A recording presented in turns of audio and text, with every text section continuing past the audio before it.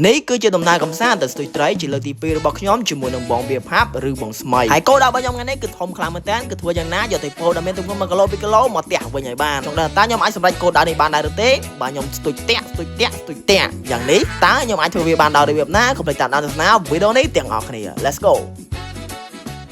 នាព្រឹកព្រលឹមស្រាងៗខ្ញុំចាប់ផ្ដើមងើបរៀបចំខ្លួនហើយមក6ជាងខ្ញុំចាប់ផ្ដើមចេញដំណើរទៅហើយខ្ញុំគឺធ្វើដំណើរទៅខាងមុខដើម្បីរកកាហ្វេផឹកហើយនឹងចាំបងស្មៃគាត់មកយកខ្ញុំផងព្រឹកព្រលឹមអញ្ចឹងខ្វះអីខ្វះបានដល់ខ្វះកាហ្វេនេះគឺខ្វះមិនបានទេជាពិសេសគឺនីតាតែម្ដងពេលខ្លះឆ្ងល់ខ្លួនឯងដែរថ្ងៃធម្មតាម៉ោង8 9អីបានងើបដល់ពេលថ្ងៃទៅស្ទូចត្រីនេះងើបតាំងម៉ោង5ឯណោះថ្ងៃនេះយកថៃម៉ានគីឡូយក1 2គីឡូ1 2គីឡូអូខេស្មាត់ឡូបងមកទៅមកថ្ងៃអត់តន់បានខានថ្ងៃហ៎បាទទៅ7ថ្ងៃពីតុកហើយបានត្រីម៉ានគីឡូបានគីឡូពីអតីតហ្នឹងគឺ0មកចប់ឥឡូវគាត់ទៅរថ្ងៃអត់បានយើងមិញនេះដូចបាក់ទឹកចិត្តយើងពេលឯងទៅដេញយ៉ាងไรបងអញ្ចឹងកាត់ទៀតគ្នាខ្លួនយើងខំថាតាមអ្នក50យើងនឹងជោគជ័យទាំងអស់គ្នាជោគជ័យអញ្ចឹងបន្ទាប់ពីសំណេះសំណាលនឹងជូនពរគ្នាហើយយើងក៏បានមកដល់ទីតាំងហើយចាប់ផ្ដើមរុះរះម្ដាយមួយជើងយកឲ្យវ៉ាន់ដើម្បីចោះទៅស្ទូចត្រីបញ្ញាប់បញ្ញាខ្លាំងមែនតើព្រោះតាខានយូរដែរហើយណាមួយគឺថាខ្លាចគេយកត្រីយើងអស់អញ្ចឹងណាអា2គីឡូក៏ពឹករកចាំយើង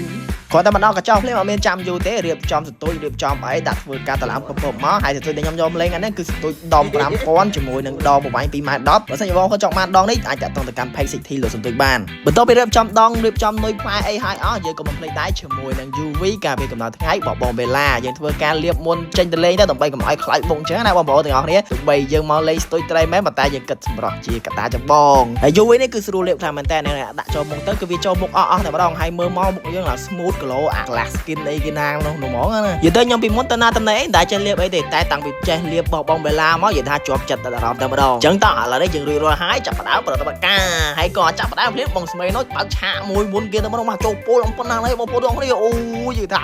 តឹងដៃល្អខ្លាំងមែនតើតន់អាយ៉ាក់ជើចូលមួយហើយមិនតន់អស់ទៀតអ្នកនរចូលមួយហើយមកស្ទូលក្រោយសេះចូលមួយទៀតលេងពោទៀតអូបងស្មៃហើយថ្ងៃរបស់គាត់ហើយខ្ញុំនេះជឺអត់តបានមួយទេនៅអំបិលអីនេះឯងខ្ញុំខំកាក់មុខគាត់ទៅសោប៉ះត្រីតិចបងអើយយកដំណៅឲ្យបងផងហើយក៏ប៉ះត្រីគាត់ឲ្យមកស្ទូក្រោយខ្ញុំស្អាតតឹងដៃដែរដល់នេះអើយតឹងផ្អឺតែម្ដងគឺតឹងជាប់អូបងស្មៃយកខ្ញុំមកកាត់ចង់ម៉ែនេះមើលដល់ជាប់ឲ្យគាត់ទៅប្រមូលត្រីអត់លីអីហ្នឹងជាប់ថៃអីហ្នឹងបានមួយនេះណាសំណាញ់អើយអាយហត់ម៉ែបានត្រីរៀបពិតមេដៃតែមិនអីយកនេះគ្រាន់ជាការចាប់ផ្ដើមមកយើងពេលវេលាយើងនៅវែងឆ្ងាយដល់ទៀតបងប្អូនទាំងនេះកុំចន់អស់សង្ឃឹមអាហ្នឹង3ដងអាហ្នឹងបាទបន្តស្ទូចបានត្រីរៀលឥឡូវស្ទូចបានកូនត្រីកែទៀតហើយត្រីនេះគឺយកទេតែថាវាទូចពេកតោះខ្នាត1 គីឡូឯអាហ្នឹងមិនញ៉ាំទៅឆ្ងាញ់អញ្ចឹងខ្ញុំបលែងវាទៅវិញបន្ទាប់ខ្ញុំបានកូនត្រីរៀលជាមួយកូនត្រីកែហើយបងស្មេនោះចាប់ផ្ដើមចូលគីឡូមួយទៀតអូយទឹកដៃទៀតអើយប៉ុន្តែលើនេះគឺមានបញ្ហានេះដែលថាត្រីនេះអស់ចូលបកោវិទៈបកោបាត់ហើយបងស្មេនេះអត់ចាំយូរទេរុះរាន់រត់ត្រេមកយកទូកនេះជីទៅតែម្ដងហើយអាចតែក្រោយដកបកោចេញយកត្រីនឹងនិយាយថាអូយនិយាយថាតស៊ូខ្លាំងមែនទែនហើយអីដែលសំខាន់ត្រីនឹងអត់ល្បោទៀតគាត់យកបានមែនណាអូទៅសើនិយាយទៅហ្នឹងគឺថ្ងៃរបស់គាត់ខ្ញុំសុំចាញ់ហីកុំផ្លែត3របស់គាត់បានហើយហ្នឹងហើយអាមួយនេះគឺធំខ្លាំងមែនទែននេះ1 គីឡូកន្លះហើយដឹងហើយបើកលេចមកមើលខ្ញុំវិញអើយបាច់ចៃទេដាក់ខុយតែម្ដងអញ្ចឹងនៅត្រង់ចំណុចខ្ញុំចង់ប្រាប់អ្នកនរគ្នាដែរថាយើងទៅស្ទូចត្រីយើងកុំចង់បានត្រីធំពេកអីធំនឹងត្រីយ៉ាវ៉ាត្រីរៀលត្រីណាក៏ដោយឲ្យតែយើងស្ទូចបានអាហ្នឹងជាសមិទ្ធផលរបស់យើងទទួលយកដោយក្តីសប្បាយចិត្តទៅបើទោះបីជាមានពេលខ្លះយើងរៀងខកចិត្តជាមួយនឹងការនំប៉័ងរបស់យើងតិចតួចក៏ប៉ុន្តែវាមិនជាបញ្ហាទេព្រោះថាយើងបានខំប្រឹងអស់ពីសមត្ថភាពហើយអញ្ចឹងយើងមានតែពេញចិត្តជាមួយនឹងអ្វីដែលយើងទទួលបានហើយរីករាយជាមួយនឹងអ្វីដែលយើងកំពុងមានត្រីរៀលណាចូលមួយភ្លាមបានភ្លាមអានេះលឿនណាស់ស្ទូចចេះលឿនណាស់កែជិះអត់បានណាលេងត្រីច្វាម្ដងលើកបើនេះណែបានមួយទៀតធំទៅយកត្រីច្វាបានហ្នឹងហេអានេះច្បាស់មួយទឹកដៃទៀតទឹកដៃបើសិនទឹកដៃណាមកនេះបាត់ចូលចង្កៃហ្នឹងមួយអូបងលើត្រីមួយមកលើត្រី